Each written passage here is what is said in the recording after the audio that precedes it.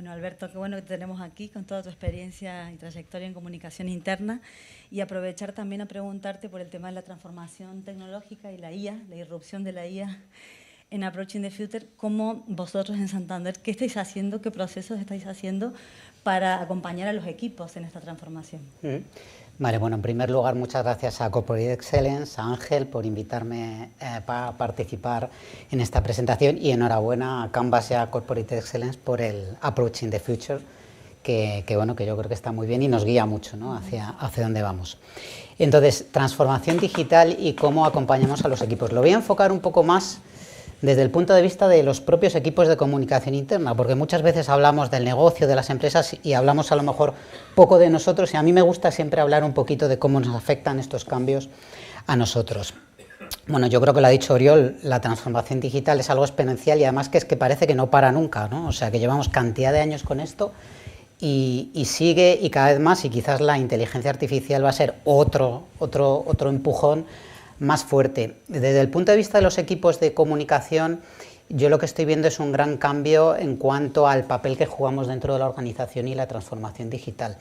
Porque si bien en el pasado todas las herramientas, los canales, cómo acompañamos a la organización en este cambio, era una cosa a lo mejor más del mundo de la tecnología, de otro tipo de equipos, ¿no?, cada vez estamos más involucrados en esa transformación digital.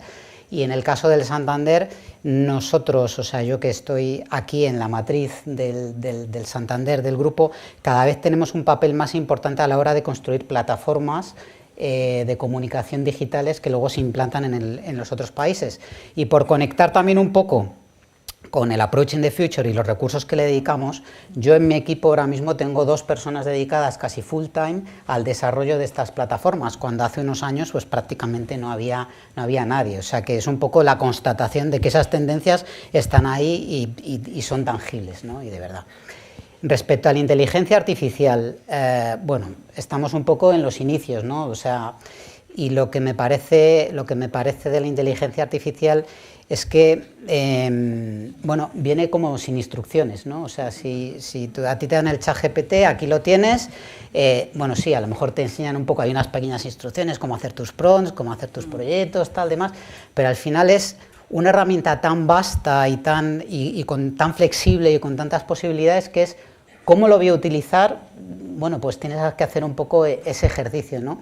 Estuvimos el martes en un evento con nuestra presidenta, con Ana Botín, y me gustó una cosa que dijo, que estamos muy a los inicios y la inteligencia artificial es algo que va a nivelar mucho la competencia entre, a lo mejor, los grandes players tecnológicos o nuevos jugadores en el sector financiero, que digamos que partíamos con una cierta desventaja, los bancos, entre comillas, más tradicionales. Y ahora, pues oye, de repente surge una tecnología nueva que de momento prácticamente nadie está aplicando, estamos invirtiendo muchísimo, pero prácticamente todavía falta ahí, y eso nos nivela mucho. Y de inteligencia artificial quería decir 2 cosas, ¿no? Una, y de nuevo volviendo un poco a los equipos y a qué papel juega entre nosotros, entre los profesionales de la comunicación.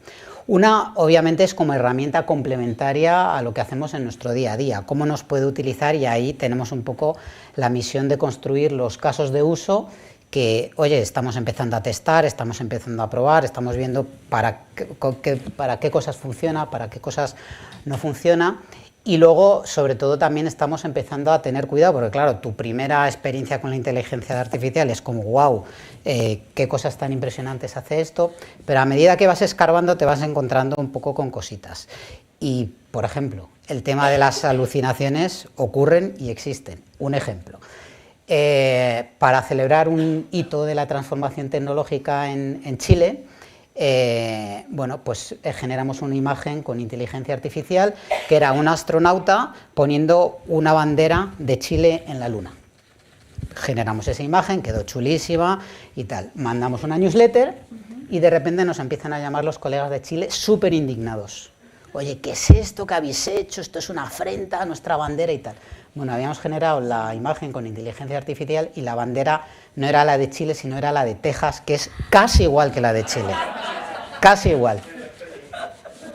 Oye, es una alucinación que es difícil de identificar. O sea, os prometo, son casi iguales, mirarlo, son casi iguales las 2 banderas.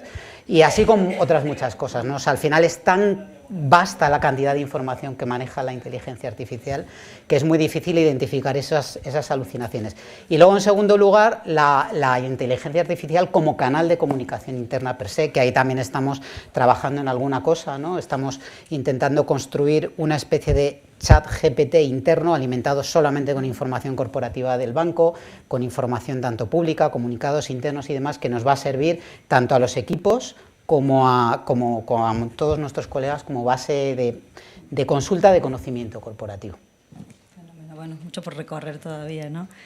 Buenísimo. Y una última pregunta que nos queda un ratito, Alberto. Si pensamos de dentro hacia afuera, ¿qué buenas prácticas podéis comentar de aquí de comunicación interna que refuerzan la reputación, la confianza del banco de cara hacia afuera, ¿no? Hacia el exterior? Bueno, pues, o sea, de dentro hacia afuera es importantísimo.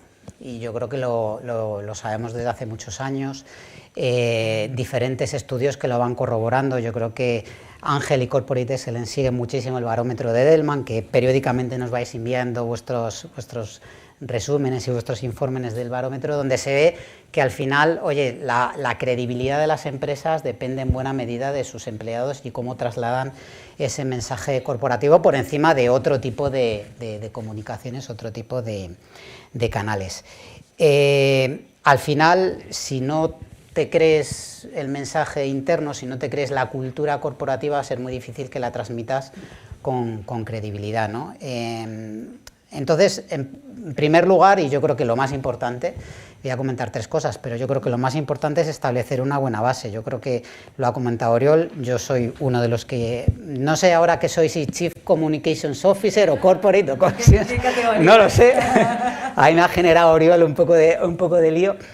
Pero en el banco, en el Santander, trabajamos mucho el tema de la cultura corporativa y está muy presente en nuestras comunicaciones el tener un propósito claro. Sí tenemos valores, igual no tan estándares como los que tú has comentado, pero sí tenemos valores corporativos.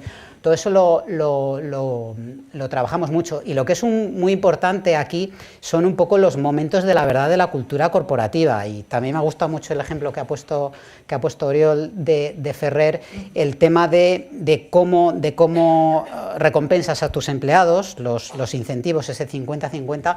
Nosotros eso lo hicimos hace 10 años, y fue un gran cambio, la verdad que fue un gran shock, pero fue muy útil a la hora de reforzar la credibilidad de lo que queríamos comunicar o de la cultura que queríamos construir, ¿no? Porque una empresa, el Santander, que era una empresa hiper enfocada en resultados financieros, de repente lanzar ese mensaje es tan importante el qué como cómo lo consigues, fue muy relevante, que tuvo una cierta resistencia al cambio, pero que ha definido muy bien y ha dado mucha credibilidad a nuestra cultura corporativa.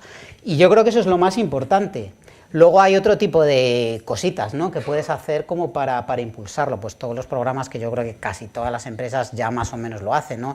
Los programas de Employee Advocacy, en donde tú ayudas a tus empleados a tener una presencia en redes sociales más alineada con tus políticas de redes sociales, en donde a lo mejor hablen de temas que a ti te interesa que hablen.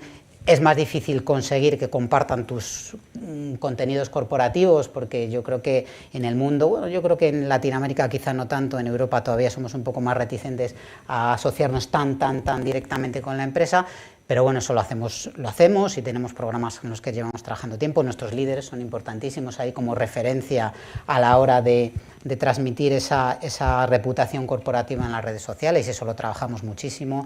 Bueno, todos, seguro, muchos de vosotros seguiréis a nuestra presidenta, Ana Botín, en redes sociales, que es muy activa, o nuestro consejero delegado también. Y ya por último, también un poco la idea esta de que yo me dedico sobre todo a la comunicación interna, ¿no? Pero al final las fronteras entre la comunicación interna y la comunicación externa prácticamente son inexistentes a día de hoy. Por eso a mí me gusta mucho hablar, que seguro que alguno ya me lo habéis escuchado alguna vez, del concepto de comunicación externa, que mezcla una cosa y otra. Y al final se trata de que nuestros empleados, que en mi caso son mis clientes, al final reciben impactos de comunicación desde muchos sitios, ¿no? Y entonces al final tienes que estar muy alineado con lo que se está contando en las redes sociales, con lo que se está contando en medios, y luego al mismo tiempo nosotros tenemos un enfoque que desde el equipo de comunicación interna somos también muy productores de contenidos para los canales de comunicación externa. Entonces, pues yo qué sé, pues por ejemplo, si os vais a las principales plataformas de podcast y demás, pues hay un podcast que se llama Santander Te Cuenta, que yo creo que estará por aquí Cristina Palanca de mi equipo, que es la que lidera este proyecto. Bueno, pues son podcasts que hacemos desde el equipo de comunicación interna y que luego tienen recorrido fuera, o por ejemplo, mucha de la información que veis cuando presentamos resultados es información que hemos producido nosotros desde comunicación interna, y eso yo creo que también refuerza un poco ese sentimiento de reputación corporativa y de alineamiento con el propósito y con nuestra cultura. Buenísimo, Alberto, muchas gracias. Gracias.